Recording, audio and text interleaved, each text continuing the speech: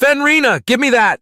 He finally lunged forward to try and grab the sausage and pry it from her hand, but even while trapped in the barrel, she was extremely strong and pulled it back around to keep chewing on the end before he could take it from her. But even as they struggled, the boat suddenly shook hard before there was a thump, and they lurched to the side. Fenrina squealed as the barrel rolled over beneath her, spilling the water and her now soaking wet body out of it, as Steve went rolling over her and landing in a heap at the bottom of the hold, as wet husky water flowed around him and Fenrina's wet tail began to wag, slapping him in the face repeatedly. "Steve! Steve, get up here!" Sherry was shouting. "Coming!" He cried out before sputtering a bit to get Fenrina's wet dogtail out of his mouth and tried to right himself up. Fenrina, meanwhile, was gnawing on the last of the sausage which he abandoned to the werehusky. As he gripped the edge of the hold and pulled himself back up, he noticed the change immediately. The sky was red, blood red all of a sudden. As he looked up, a black crescent moon seemed to be sliding in front of the sun, and wind howled all around them. What the shit? This shouldn't be possible this far from the stabilizer crystals in the market. "Not that! In front of us!" Sherry yelled out, and he turned to see that the wind was being caused by a massive swirling vortex that seemed to be sucking in all the light and sand around it. The ship was getting pulled into it hard, as Larry was now clinging to the mast for dear life. "Larry Love does not approve!" the dwarf was yelling as he threw up yet again, but the bile and leftover food just got sucked up and into the vortex before them. Steve staggered across the deck, barely able to make it to the wheel which Sherry was fighting. He tried screaming at her into the wind, but he couldn't even hear his own voice all of a sudden. Sherry looked like she was screaming at him, but he couldn't hear her words either. Steve quickly pulled up his book, the wind flipping the pages like mad, even as he tried to find the right entry. When he found it, he could barely hold it open enough to read. Then he let it go, the heavy book straining against the chain that held it to his belt as it fluttered in the air. He grabbed ingredients from his pockets, cursing mentally as some of them flew off as they got pulled in closer and closer to the vortex. He quickly mashed the reagents together in his hands and shouted the words which he still couldn't hear. After a moment, the entire vessel shimmered, and not a moment too soon either, as the bow got pulled into the vortex and the rest of it sucked through a moment later. Everything went white, and then chartreuse, and then quibble-quabble, several shades of infraviolet and ultra-red. Then finally they back out in the blue sky. But as Steve looked down at his hands, he slowly opened and closed them in confusion. It was like they were made out of mud or clay. He looked around and couldn't see Sherry, though. "Urez! Uyera erel?" Then he jumped back as she suddenly appeared beside him. But she looked, "Urez! Talf era awi?" He clutched his head then as everything hurt and looked over to see Larry with her hands inside her armor feeling up her chest. Was that right? Then Fenrina popped up from the hold, climbing back up onto deck. However, instead of her usual fur, she was covered in white with black stripes and had a long tail much more like a tiger than her usual curved, husky tail. "Steve, is that you? What happened?" Steve blinked hard as it looked like Fenrina had spoke to him out of her eyeballs before everything seemed to snap back to its proper shape. He staggered and fell to the deck, breathing hard as his body seemed to reorient itself. "Ow!" he finally gasped as Sherry seemed pop and returned to her full set of proper dimensions. "Aw," Larry huffed in disappointment as he pulled his hands out of his armor. But then he rushed to the side to puke yet again. While Steve tried to catch his breath on the deck, Fenrina, now in her normal form, began to shake her whole body, much of the drops of water splattering all over Steve as he just closed his eyes. "Land." Larry had to take a bit to spit after throwing up before weakly trying to point. Steve finally got up as he looked ahead and realized that the ship wasn't hovering anymore. It was flying, or rather falling with slightly more grace than most ships would towards a cliff. Shit! He jumped for the wheel and spun it, the sails and rudder flapping hard in the wind as he barely had time to adjust them to fall past the cliff and dive into the sand besides it. There was nothing he could do about the impact, though, as the levitation bubble around them failed while the ship cracked and broke apart, sending them all flying. Steve flailed his arms in the air as he was catapulted forward. Grabbing part of the sail as the mast splintered and broke, he found himself with a makeshift wing that helped him glide down to the sand, while the others were tossed higher by the ruptured levitation bubble. Turning to look back, he saw Sherry high in the air and prepared to try and catch her. But after a moment he realized that was pointless, as she had summoned wings made of bone and fire that fluttered as she made her own graceful descent to the sand. Fenrina, meanwhile, was hurtling through the air, aiming herself at Steve. "Steve, catch me!" she shouted, and he quickly danced around trying to find the best position for that. "Hold on! She's heavier than me!" He realized at the last second, before the werehusky plowed into him, knocking Steve hard into the sand as he gasped out hard, the air driven from his lungs. "Woo! That was fun!" Fenrina said, as she jumped back up no worse for wear. Steve, however, was crumpled up beneath her, partially buried in the sand and wheezing from the impact. "Where's Larry?" she asked as she looked around. Then she spotted the short legs kicking in the air and walked over to pull the dwarf out of the sand. "There you go, buddy. You okay?" Even as she asked that and held him in the air, Larry puked up a lungful of sand which made her gasp and drop him, right into the pile of regurgitated sand he'd just expelled. "Nah! Ow!" Steve wheezed as he slowly struggled to roll over onto all fours and then stand up. "Ribs," he wheezed, clutching his side as he looked around for Larry to get some healing. When he saw the dwarf face down in the wet sand, however, he just took some ingredients from his pouches and gulped them down before shuddering. "Much better," he said with relief as he walked over to flip Larry over and handed him his water skin. "Try not to—" Before he could go on, Larry had popped the cap and was letting the water pour all over his face and into his mouth before turning over the puke, most of it back up, along with the last of the sand in his lungs and throat. "Are we all okay?" Sherry asked as she flapped her demonic wings softly as she landed next to the other three.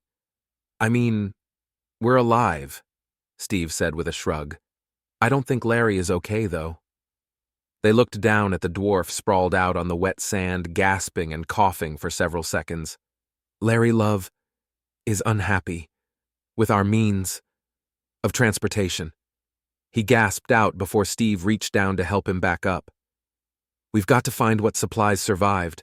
I'm out of water now, so I hope you two have some." He looked between Sherry and Fenrina. "We'll have to ration what we've got and walk back to the last village we passed. Hopefully we'll be okay." "What about that place?" Fenrina pointed past Steve and he turned to look. In the far distance he could see the edge of the sand that bled over into a massive basin of sorts.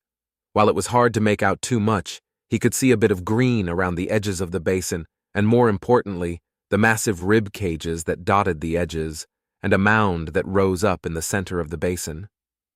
"Oh, that's the boneyard," he said as he began to scratch his head. "Didn't you say it would take us a few days to sail there?" Fenrina asked. Yeah," he agreed with a nod. "So, is this the cave Ector told us about?" She pointed to their right then, and Steve looked over to see a massive cave that had specks of gold, silver, obsidian, and even jade around the top of it. Remains of some ancient dragon horde, or so the old legends said. There were also massive claw marks around the edges and interior of the cave, but they were quite old. If Ector had told them the truth, this was where his crews would meet up and store supplies before heading deeper into the boneyard, and they were right outside it. "I guess it is." Steve shrugged. "Well, that's convenient, isn't it?" Fenrina said with a big smile as she dusted herself off and picked up her shield which had landed nearby. Though any sort of convenience in a situation like this made Steve inherently more distrustful and worried than usual. "What did we get pulled into anyway?" Sherry asked, the threads of reality being unmade. Steve answered in an offhanded fashion before looking out behind them and pointing to the sand. "Ah, too good to be true. Sand sharks are headed this way. Grab Larry and let's get inside fast." He began to jog towards the cave entrance, even as Fenrina quickly picked the dwarf up and began to run with him. Sherry just jumped up and flapped her bone and fire wings to sail down from the dune and glide ahead of them into the mouth of the cave. When Steve and Fenrina made it into the rocky mouth of the cave, her turned to look back and see the wreckage of the ship getting nudged around. No doubt the sharks were nosing the debris looking for bodies, or possibly trying to find the sausages that Fenrina hadn't managed to eat yet. "Are we worried about them coming after us?" Fenrina asked as she set Larry down. "No, they need to be in the sand, hence the name sand sharks, not land sharks," Steve replied while Fenrina thought that over. "Are there any of those then?" she asked, which made Steve frown. "Any of what?" he finally asked as he looked at her. "Land sharks," Fenrina clarified. "No," Steve shook his head. "But I mean, aren't we technically on land? Doesn't that make them land sharks too?" Fenrina asked, and Steve waved his hands. "They need sand, hence the name. No matter how you look at it, they can't get out of the sand and onto rock like where we are." He looked around the mouth of the cave and saw how close they were still to the edge of the sand. "But, just to be safe, let's go further in." He waved them forward as they walked in to catch up with Sherry, who had kept going, though her wings had faded by now since it was a relatively intensive spell to keep up. "Steve!" she called out as they approached. She was standing by a curve in the large cave as it got darker and colder quickly as they advanced. "Why is it work crews around here are mostly armed adventurers again?" "Because dragon bones and other magical creature bones are breeding grounds for all kinds of crazy shit. Not to mention kobold fanatics and necromancers and other cultists who might want them for various things. Plus, magical scavengers," Steve explained as he approached. "And Ector said there shouldn't be any real dragons here right now, right?" she asked. "Unless Duskmaw is one, and it's the Duskmaw I'm thinking of," Steve agreed. "So, what are these?" She picked up some shiny crimson-red scales that gleamed even in the low light. Steve recognized the red dragon scales immediately, which was a bad sign because chromatic dragons were usually assholes. And would those magic scavengers do anything like this?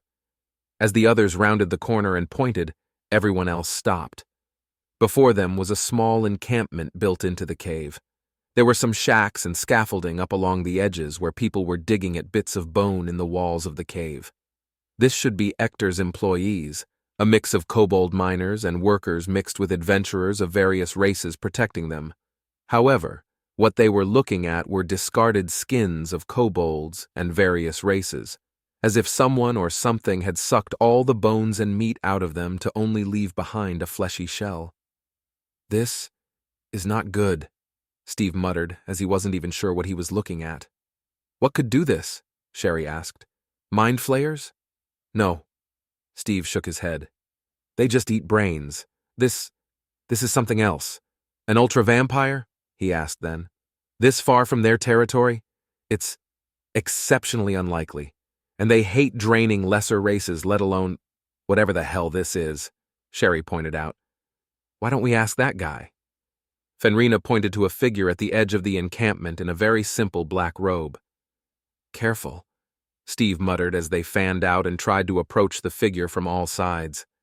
They made careful to stop over the fleshy remains of the people who once worked here, as Steve noticed they all seemed to have their gear around them. Whoever or whatever had drained them didn't care about their possessions, it seemed. The figure had to see them at this point as they circled around, but still didn't move. Steve waved the others forward, and they closed in on the robed figure.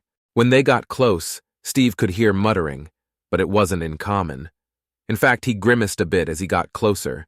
The odd language slightly hurt to listen to, and he couldn't quite place it at first. Fenrina approached first and reached up to toss back the hood on the figure. It was a man, possibly. He had tusk-like bones growing out of his face, and parts of his forehead and skull looked like they had coral growing out of it. He kept muttering in that strange tongue, eyes closed until Fenrina poked him. That's when his eyes opened to reveal black voids, and Steve finally recognized the language. Catacombs of the mind they climb, ever skittering, never ceasing, always onwards forward, and deeper forgotten monoliths of unknown ages, littered among the desolation markers, to the madness of eternity, twisted by them of the beyond them, of the ancient and old them of gods, before time, before life, before existence, and only after that which consumes all in time, always forever and never time. To this I end only to be born again." The figure stopped talking then and seemed to hiss as a white mist escaped his mouth, evaporating in the air before their eyes, as he seemed to deflate and sink into himself until here was nothing left but the dark robe. "Did that happen to all of them?" Fenrina asked, as Steve slowly nudged the robes with his foot. "And what did he say?" "Nothing good. And no, it wasn't the same. No flesh sack is left," he mentioned as he reached down to shake out the robes to reveal nothing inside. Almost nothing, as an orange crystal sphere dropped, rolling along the ground for a moment before Steve grabbed it. When he did, however, it popped and cracked to life. "Asshole, where have you been? The boss wants us to meet up. She says it's time for the final phase, and hurry the fuck up. I hate keep Duskmaw waiting. Scares the shit out of me." An unknown voice spoke up as Steve looked around at the others. Was all he could say as he blanked. "Save your fucking excuses. Meet at the pit," the voice demanded. Steve once more blanked. "Follow the fucking signs, you idiot. If only you weren't so beautiful, you stupid bastard. Had to go and marry the pretty idiot, didn't I?" The voice sighed and the crystal went dark, leaving Steve to just shrug at the others as he pocketed the sphere. "So what did he say?" Fenrina asked again. "The guy." She nudged the robe. "Just gibberish," Steve said as he looked around and saw the signs guiding them to the pit. "What I'm worried about is what language he said it in," Steve explained as he led them on. "What language was that?" Fenrina asked. "Deep speak. I've only rarely heard it spoken. I'm more familiar with it as a written language. If scrawls that force their understanding into your eyes counts as a written language. It's from a species that I've never found any actual pictures or remains of. I just know it from the works of their slaves and cultists. If legends are to be believed, the species is from the deepest, darkest part of the ocean, from a culture that predates everything. All I know for sure is they keep trying to wake up some sort of dead god. And that is rarely a good thing," Steve said, making quite the understatement as they headed further into the cave. The truth of what they'd discover would answer as many questions as it then raised, but that is a story for another time.